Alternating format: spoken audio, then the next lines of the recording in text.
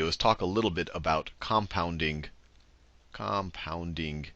interest, and then have a little bit of a discussion of a way to quickly, kind of an approximate way to figure out how quickly something compounds. And then we'll actually see how good of an approximation this really is.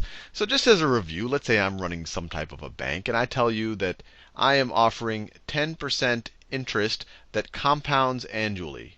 Compounds annually. That's usually not the case in a real bank. You would probably compound continuously. But I'm just going to keep it a simple example, compounding annually. There are other videos on compounding continuously. This makes the math a little simpler. And all that means is that, let's say today, you deposit $100 in that bank account. If we wait 1 year, and you just keep that in the bank account, then you'll have your $100. You'll have your $100 plus 10% on your $100 deposit. 10% of 100 is going to be another $10. So after a year, you're going to have $110. $110. So you can just say, I added 10% to the 100.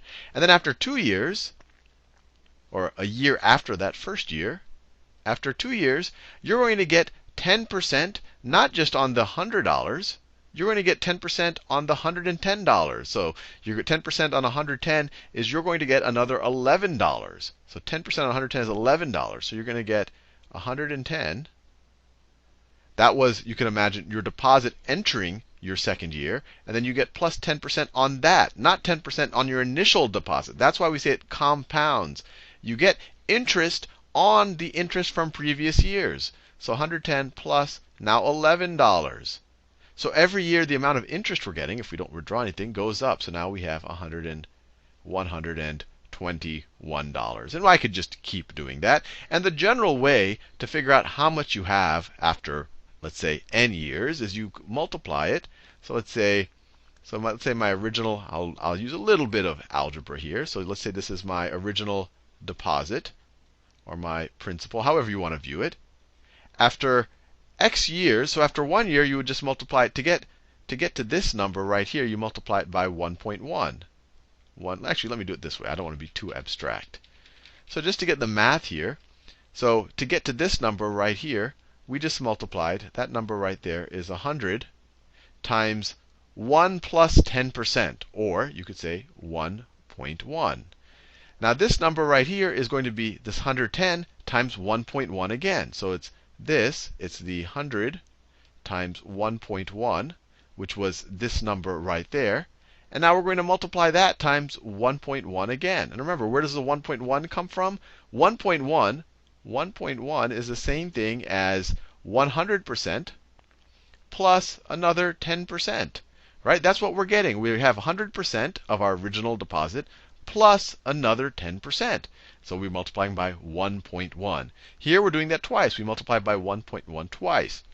So after 3 years, how much money do we have? It's going to be, so after 3 years, we're going to have 100 times 1.1 to the third power. After n years, now we're getting a little abstract here, we're going to have 100 times 1.1 to the nth power. And you can imagine this is not easy to calculate. And if this was all the situation where we're dealing with 10%. If we were dealing in a world with, say, let's say it's 7%. So let's say this is a different reality here, where we have 7% compounding annual interest. Then after 1 year, we would have 100 times, instead of 1.1, it would be 100% plus 7%, or 1.07.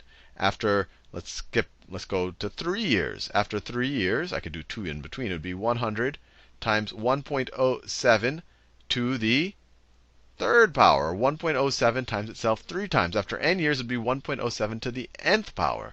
So I think you get the sense here that although the idea is reasonably simple, to actually calculate compounding interest is actually pretty difficult.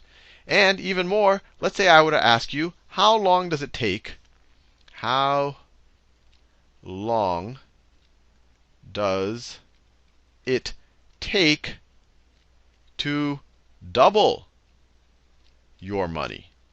So if you were to just use this math right here, you'd have to say, gee, I would have to double my money, I would have to start with $100, and I'm going to multiply that times, let's say whatever, let's say it's a 10% interest, 1.1 or 1.10, depending on how you want to view it, to the x is equal to, well, I'm going to double my money, so it's going to have to equal to $200. And now I'm going to have to solve for x, and I'm going to have to do some logarithms here. And you can divide both sides by 100. You get 1.1 to the x is equal to 2. I just divided both sides by 100. And then you could take the logarithm of both sides, base 1.1, and you get x. And I'm showing you that this is complicated on purpose. And if any of this is confusing, there's multiple videos on how to solve these. You get x is equal to log base 1.1 of 2. And most of us cannot do this in our head. So although the idea is simple, how long will it take for me to double my money to actually solve it, to get the exact answer, is not an easy thing to do. You can just keep, if you have a simple calculator, you can kind of keep incrementing the number of years until you get a number that's close. But no straightforward way to do it. And this is with 10%. If we're doing it with 9.3%, it just becomes even more difficult.